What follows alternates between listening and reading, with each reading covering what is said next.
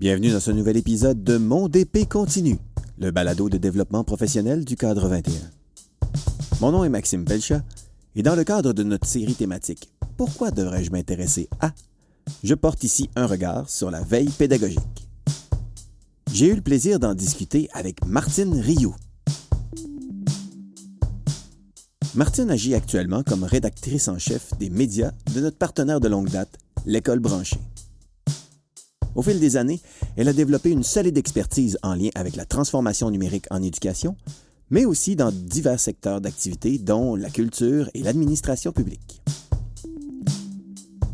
J'ai profité des installations de notre super communauté Balado-Pédago au récent colloque de la COPS pour m'asseoir avec elle, afin d'échanger sur les stratégies à mettre en œuvre pour une veille efficace dans un monde de surabondance d'informations. Je vous invite à prendre place avec vos écouteurs pour suivre notre discussion dans le cœur de l'action de ce grand rendez-vous pédago-numérique.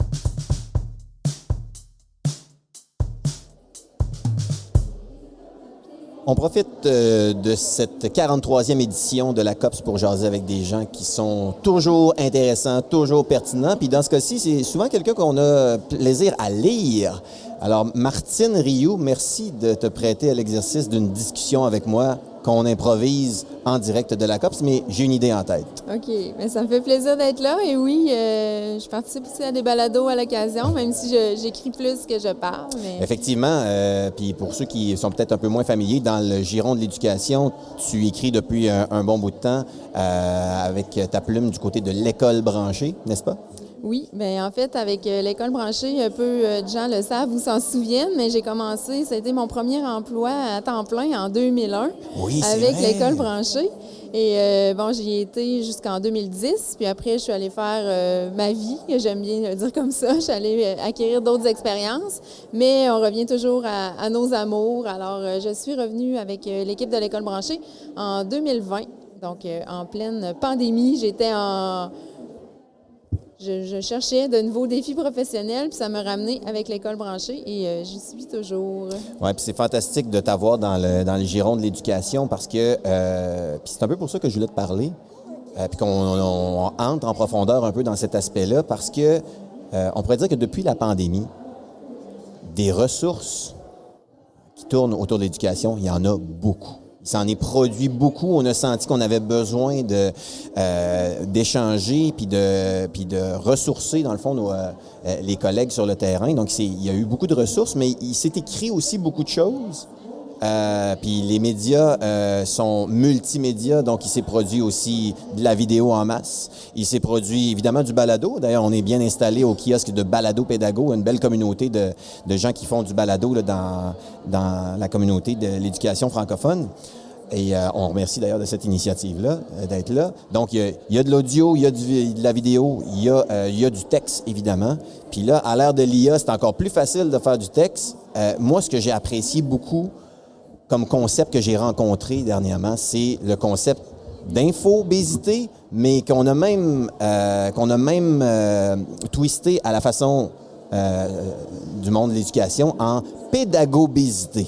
Mais là, toi, dans le fond, Martine, qui travaille à l'École branchée, dans le fond, tu es en plein cœur de ça, là, de cette infobésité, de contenu, de nouvelles, de nouveautés, dans le fond, qui se passe tout le temps, parce que tu as un peu comme un rôle de veille à l'École branchée. Puis même moi, j'y contribue avec les contenus que je publie. En quelque sorte. Comment on fait pour se retrouver là-dedans? Là?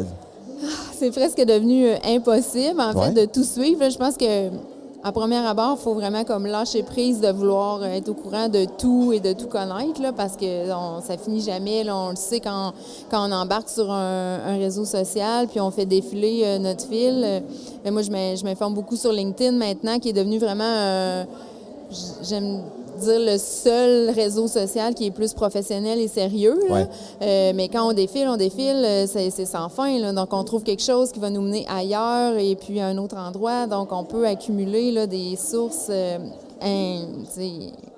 innommables là, d'informations.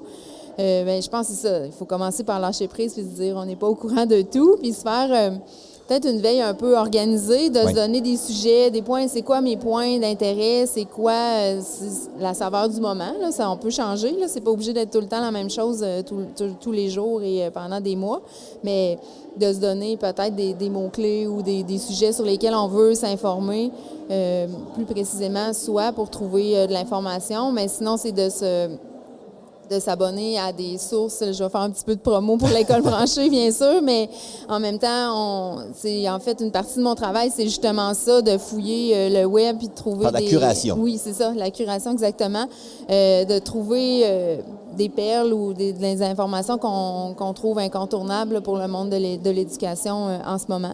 Donc, ça peut être aussi là, de se référer à des médias. Puis, il y en a des médias en éducation, il n'y en a pas des tonnes.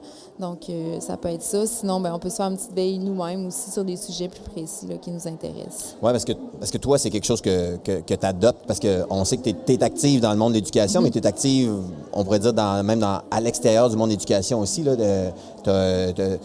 es sur d'autres projets qui sont à l'extérieur du réseau. Oui, puis ce que j'aime de ça aussi, c'est d'avoir un regard sur plusieurs secteurs d'activité en même temps. Là. Puis ça, j'y tiens aussi. Là. Ça a toujours fait partie de moi là, d'aller m'informer dans d'autres secteurs du monde des affaires, de la culture, de l'administration publique ou d'autres secteurs d'activité, le tourisme. Tous les secteurs ont quelque chose à nous apprendre, même à nous en éducation. Donc, ça peut être bon d'aller butiner ailleurs aussi. Puis c'est le mélange des genres qui fait parfois qu'on va avoir une idée, dans telle entreprise privée, en aéronautique, je donne un exemple comme ça, mais ils ont essayé telle affaire, mais en gestion. Peut-être que ça peut s'appliquer aussi dans mon milieu. Donc, c'est des façons aussi d'aller chercher des nouvelles idées, là, de faire de la veille comme ça, qui sort de la boîte, là, d'aller à l'extérieur de sa bulle, là, de son filtre. On parle beaucoup là, des algorithmes qui nous créent des bulles, mais parfois, on s'accrée nous-mêmes la bulle en n'ouvrant pas nos œillères sur ce qui se passe là, dans d'autres secteurs d'activité. Oui, parce que dans une posture professionnelle, on pourrait se dire, là, je vais suivre telle personne qui est un spécialiste de ça en éducation, telle autre personne, tel organisme, etc. Puis on en vient à, comme tu dis, à se créer un peu par la force des choses une certaine bulle de filtre. Donc toi, le fait d'avoir à travailler dans ta vie dans d'autres secteurs que seulement l'éducation, ça permet de te forcer un peu à sortir d'une simple bulle puis d'avoir plutôt comme plusieurs bulles qui sont comme interconnectées ensemble. Oui, puis c'est ce que je découvre souvent, c'est que chaque secteur d'activité pense qu'il est unique en son genre, mais finalement, non, pas tant que ça, sauf que tout le monde a à apprendre des autres sur certains points. Là. Donc, ça fait du bien là, justement d'élargir nos horizons puis de sortir de là.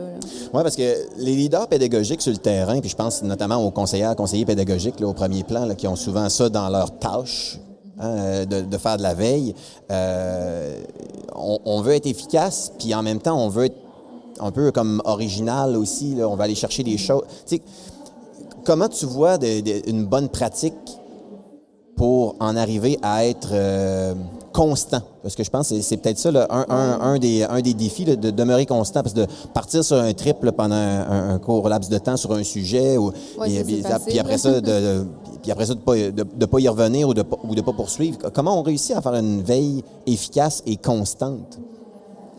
Bien, ça peut être de se donner un petit moment à chaque jour là, aussi. Là, ça peut être soit au début de la journée, le midi ou le soir. Là, ça peut être un temps qu'on se met à notre agenda qui est pour ça, puis le respecter là, parce qu'on sait qu'on peut partir pendant 1 heure. Là, c'est comme n'importe quel autre média social. Là, on peut partir par plusieurs heures là-dessus.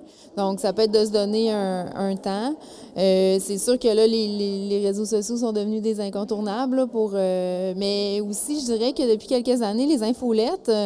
On peut en parler. Depuis 2 ans, peut-être, les infolettes, moi, je dis, ont une deuxième vie, là, en fait. Oui, parce que c'est pas une nouvelle affaire, les infolettes. Non, c'est ça. Ça date du début du web, comme les balados, d'ailleurs. Oui, effectivement, c'est vrai.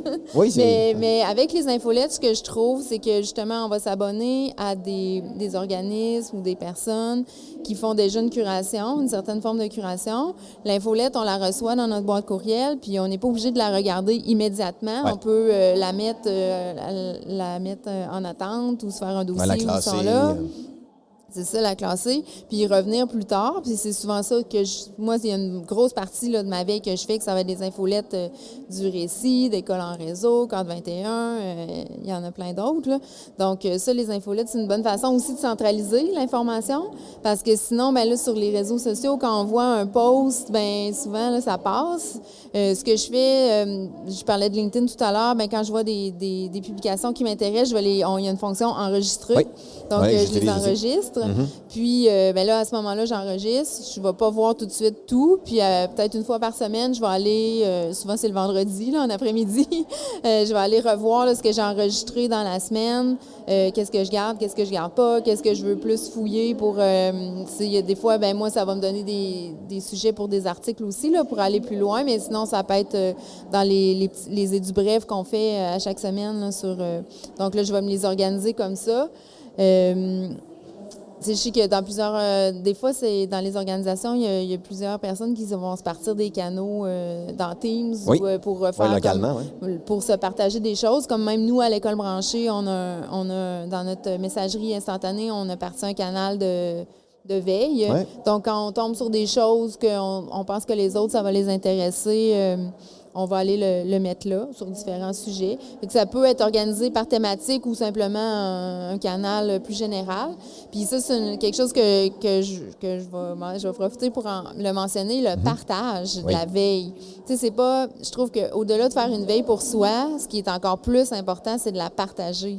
Oui. D'en faire, ça pourrait intéresser telle personne ou telle autre. De développer des réflexes, de faire connaître. Tu sais, ça peut être sur... juste de le repartager si c'est sur un média social comme ça ou de façon ciblée à des collègues qu'on pense que ça peut intéresser. Donc, je pense que ça, c'est encore plus intéressant que juste lire une information. Bien, parfois, ça peut être juste pour soi, là, mais de faire je trouve ça intéressant ce que tu présentes ici parce que, tu vois, nous autres, dans l'équipe du Cadre 21, on a une petite équipe, mais on a ça dans notre environnement interne de clavardage. On a effectivement un canal qui est vraiment dédié à la veille, puis chacun d'entre nous, on vient déposer des éléments, puis des fois, on met un petit contexte aussi, là, pourquoi cet intérêt-là, qu'est-ce qu'il y a à regarder dans cet élément-là, dans cette nouvelle. C'est pas juste de partager des liens. Oui, c'est ça, puis comme tu dis, puis je retiens ça, le fait de partager amène peut-être le fait d'une plus grande analyse, de prendre le temps, parce que c'est ça, là, dans un monde d'infobésité, il y a beaucoup de choses qui passent, c'est un peu comme une rivière qui coule sans fin, là, puis tu te dis comme, il y a toujours de l'eau, tu sais, je peux pas boire toute l'eau, là, évidemment, mais de juste prendre le temps de s'arrêter à quelque chose, puis de le réfléchir en vue d'un partage, ça permet peut-être déjà de mieux l'ancrer, de mieux y voir la pertinence, puis ultimement peut-être même de l'utiliser, ou du moins d'avoir pensé à quelqu'un à qui ce serait pertinent qu'il l'utilise. Bien, on parle beaucoup d'utiliser le numérique avec une valeur ajoutée là, en pédagogie, mais je pense que c'est la même chose aussi. Là. C'est pas le but, comme je disais au début, là, c'est pas de tout lire non plus, mais puis ça peut être des petits extraits qu'on trouve dans un article, mais quand on s'y attarde un peu plus, puis quand on partage.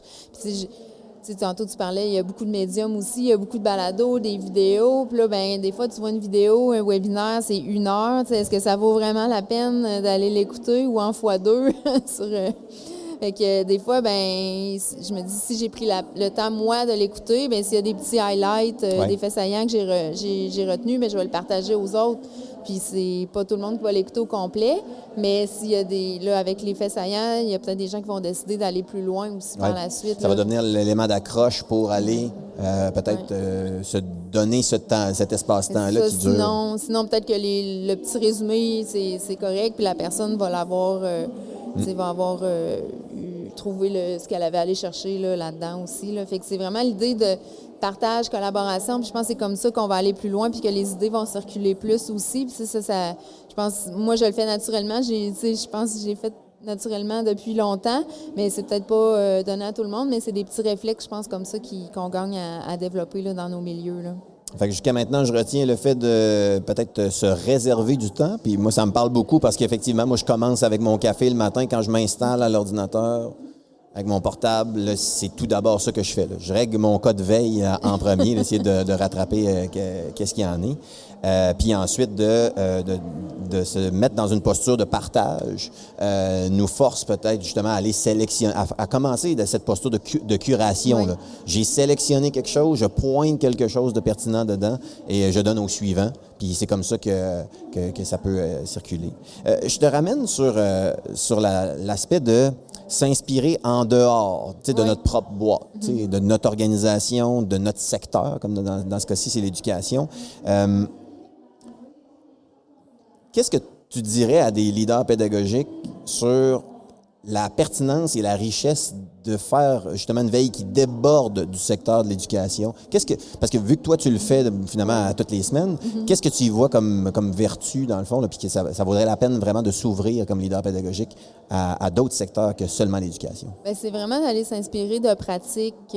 C'est beaucoup justement autour du leadership, de la gestion, de la collaboration, toutes les compétences transversales dont on parle beaucoup, là, les compétences du futur, là, la créativité, communication, collaboration, résolution de problèmes. Bien, c'est des compétences qui sont partout, là, dans tous les secteurs d'activité. Il y a des élèves qui vont aller travailler aussi dans ces secteurs d'activité-là. Fait que c'est aussi de comprendre comment ça se passe dans les milieux d'affaires. Mais sinon, c'est beaucoup, je pense, au niveau là, du leadership, des postures à adopter comme gestionnaire, comme leader. Puis, c'est ça, c'est quand en côtoyant des gens de d'autres milieux, c'est là aussi qu'on va découvrir qu'on peut s'inspirer des pratiques qui se font ailleurs.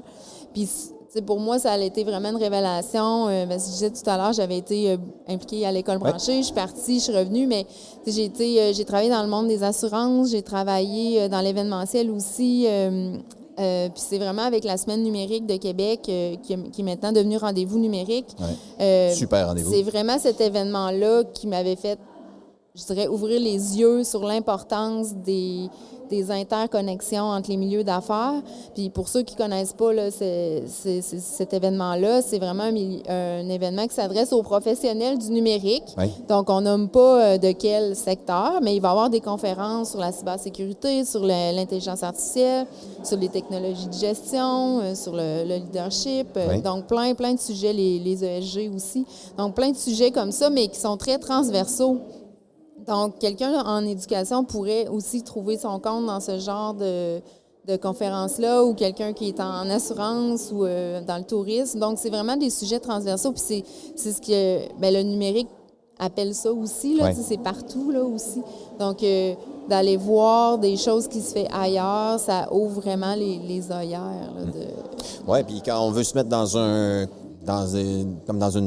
environnement qui nous amène à innover, bien, des fois, il faut avoir la possibilité de regarder les problématiques, les défis sous un angle nouveau.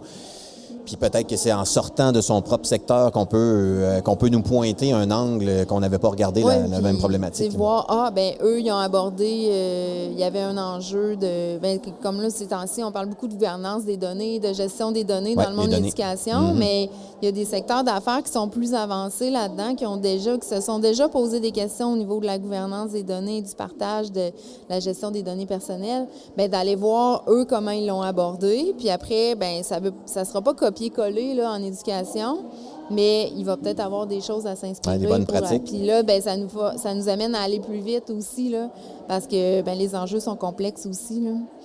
Mais puis tu vois, ça nous ramène un peu à la dimension numérique de tout ça. C'est peut-être là-dedans que réside en ce moment la grande transversalité des défis, parce que le numérique, il est partout, ça touche tout le monde, puis tous les secteurs d'emploi. Puis là, comme dans ce cas-ci en éducation, qu'on soit un enseignant, une enseignante en classe et tous les autres professionnels qui tournent autour, les personnes qui sont là en soutien, les gestionnaires, comme on en parlait tantôt, là, ça touche vraiment tout le monde. On a tout à gagner, dans le fond, à aller voir comment sont abordés ces enjeux complexes-là dans d'autres secteurs. Oui. Puis tu vois, je pensais en t'écoutant tantôt, je pensais à l'IA. Parce que là, à l'ère de l'IA, évidemment, comme de l'info, c'est facile d'en produire. Ah oui, ça se multiplie. L'IA apporte jusqu'à un certain point, et surtout l'IA générative est venue apporter son lot de nouveaux défis, des nouvelles opportunités, mais aussi son lot de nouveaux défis. Toi, dans ta veille, puis dans le fait aussi on parlait de partage tantôt, de faire de la rédaction, puis avant la rédaction, c'est faire cette veille-là, cette curation, de prendre le temps de pointer des faits saillants puis d'en faire une rédaction en vue d'un partage. Comment l'IA est venue comme jouer un rôle de... Là, je pourrais le dire en deux volets, là, un rôle de facilitant ou d'assistant, puis peut-être un rôle un peu qui est venu comme un chien dans un allée de quilles en disant comme « Wow! » J'avais des façons de faire qui, là, sont un peu mises à mal par l'arrivée de l'IA. Toi, comment tu as vécu ça, là, les 2 dernières années de l'IA générative là, qui sont arrivées dans ton univers? Au début, j'étais pas sûre. Puis, mais finalement, je me rends compte que ça change vraiment ma pratique, là, ça c'est certain, là, la pratique de plus de rédaction, là, je dirais. Pour la veille, non, là, mais c'est sûr que pour la veille, ça l'amène un élément de plus, il faut vérifier, contre-vérifier ce qu'on voit passer. Là, fait que peut-être en éducation, on est peut-être moins touché, là, mais si je travaillais dans le domaine politique, je ferais plus attention à ce qu'on consulte. Là. Mais donc, je pense que l'IA amène justement pour les gens qui font de la veille de vraiment plus vérifier les sources et tout ça. Sinon, dans le quotidien, je dirais que moi, ça m'aide vraiment là, parce qu'à l'école branchée, on est une petite équipe aussi. Là. Oui. C'est moi, la salle des nouvelles. Bonjour. Pour ceux qui ne savaient pas. Mais dans le fond, je dirais, comme tantôt, je parlais de webinaires, qu'il y en a vraiment beaucoup. Bien, ça, c'est quelque chose que j'ai commencé à faire là, depuis les derniers mois. Souvent, je m'inscrivais à des webinaires, puis je ne pouvais pas y assister, puis là, finalement, je faisais rien avec ça. Là, ce que je vais faire, c'est que je vais m'inscrire, mais même si je n'ai pas le temps d'assister en direct, bien, je vais le réécouter par la suite, puis j'enregistre l'audio, puis je vais aller faire une retranscription de l'audio avec, je vais le nommer, un notebook LM, un outil d'IA. Ouais, qui fonctionne puis très après, là, je vais transposer ça dans soit Gemini ou ChatGPT pour aller faire un premier draft d'article. Fait que là, ceux qui lisent mes articles avec des webinaires, vous avez un secret qui est dévoilé en ce moment. Donc, je vais faire générer un premier jet d'articles journalistiques avec toutes les infos, requêtes pour avoir notre style école branchée. Puis après, là, je vais partir de ça puis je vais le retravailler. Mais là, ça sauve énormément de temps. Là. Je peux passer, peut-être ça va me prendre 2 heures pour faire cet article-là, incluant l'écoute de 45 minutes. Je peux écouter distraitement parce qu'après, je vais faire générer le transcript. Après, je fais faire un premier jet, je vérifie tout ça. Mais ça va prendre beaucoup moins de temps pour rédiger un article. Fait je pense que c'est quand même bien parce qu'après, mais moi, je le vois toujours dans une perspective de transfert aussi de connaissances dans le milieu de l'éducation. Bien, ces événements-là que j'avais pas le temps de résumer avant, bien là, je peux le faire. J'en ai fait quand même plusieurs dernièrement. Donc, pour ça, je trouve que ça permet d'être plus productif et d'en faire plus. Là, c'est sûr que là, comme ça, comme je disais au début, je contribue à l'infobésité parce qu'on produit plus de contenu, mais on s'en sort pas. Mais en même temps, bien, c'est quand même sélectionner les événements ou ce que je vais choisir de mettre en article à l'école branchée, c'est vraiment des sujets que je trouve qui sont pertinents puis une valeur ajoutée puis que ça va amener quelque chose là, dans la vie des gens qui vont les lire. Oui, puis si je comprends bien, ta méthode, c'est toujours dans l'optique d'essayer d'aller extirper des faits saillants, des éléments d'intérêt qui peuvent devenir le déclencheur pour que quelqu'un qui ne l'avait pas vu passer ou qui n'avait pas pris encore le temps puisse se dire comme OK, oui, il y a vraiment là quelque chose que ça vaut la peine que je me réserve de mon précieux temps pour m'y plonger. C'est ça. Fait que je trouve que l'IA va transformer vraiment la façon dont je travaille, mais j'ai l'impression d'être plus efficace aussi. Mais après, il faut que, même moi, il faut que je me parle des fois, de ne pas tomber juste dans la productivité de « Ah, c'est plus facile, fait que je vais faire 5 articles dans une journée. » C'est quand même impossible. Donc, c'est ça aussi de le jouer comme ça, mais je pense que ça a vraiment une plus-value là, dans le genre de tâches, de travail que je fais. Oui, vraiment intéressant. Moi, ça m'inspire, puis j'espère que ça pourra contribuer à inspirer les leaders pédagogiques d'emprunter de ces méthodes-là dans leur propre posture de veille, parce que je pense que c'est encore important, surtout avec la quantité qu'il y a. On a besoin de veilleurs et de veilleuses qui sont là pour nous guider un peu à travers tout ça. Donc, je pense qu'il y a de tes méthodes, Martine, qui vont pouvoir percoler sur le terrain. Puis, je te remercie beaucoup d'avoir accepté l'invitation de cette réflexion à voix haute avec moi. Ça fait plaisir. Merci. Merci.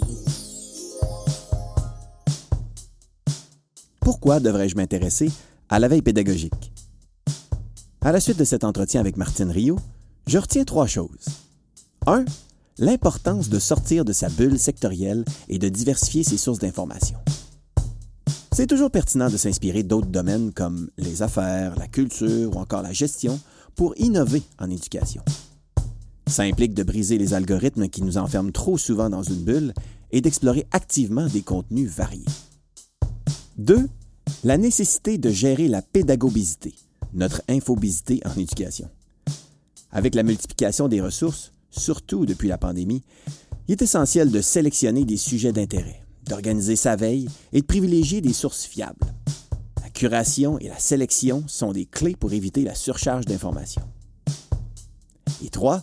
La valorisation des pratiques de veille et de partage d'informations au sein des équipes. Les leaders pédagogiques doivent encourager la veille constante et le partage des ressources pertinentes. On peut générer ainsi une réflexion critique collective et une meilleure utilisation concrète de l'information, tout en tirant profit des outils comme l'IA pour faciliter la synthèse et la diffusion. Si ce n'est pas déjà le cas, je vous invite à inclure l'école branchée dans votre veille. Suivez leur compte sur votre média social favori et abonnez-vous à leur infolettre dès maintenant. Pour passer à l'action en mode formation continue, je vous invite également à jeter un coup d'œil du côté de l'auto-formation Leadership Pédago-Numérique, ainsi que notre toute nouvelle à propos de la littératie médiatique, toutes deux disponibles à cadre21.org. Abonnez-vous à notre infolettre et suivez-nous sur les réseaux sociaux pour connaître nos nouveautés, dont les prochains épisodes du balado Mon DP continue. D'ici là, bon développement professionnel et à bientôt!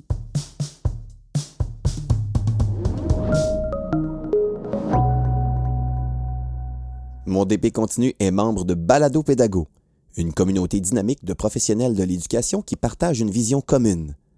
Transformer l'apprentissage et l'enseignement grâce à des échanges enrichissants et inspirants. Je vous invite donc à bonifier votre liste de lecture en explorant baladopédago.com afin de découvrir d'autres balados liés au monde de l'éducation.